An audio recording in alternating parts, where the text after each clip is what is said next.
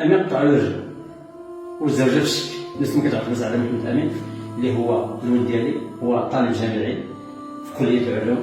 يعني ماشي عارف سبحان الله العظيم، شاد الأقدار قدر الله ما شاء. يعني بلا ما نهضروا على الأخلاق ديالو سمعوا عليه كاع الناس، وخدام على راسو، ماشي شي واحد اللي فيه تبرزق، يعني خدام على راسو الحمد لله. حول قابله داير كراسة، يعني في المشترى يقرا وفي الصيف راه يخدم. هذا داير الادوات، هو واحد الدرس صاحبو داير الادوات المدرسيه، وزعما دايرين باش يستمروا هازين كريدي غادي يبيعوا شي ويردوا راسنا ويردوا اللي هما راس مالهم ويتقاسموا الربح باش يدوروا الحركه.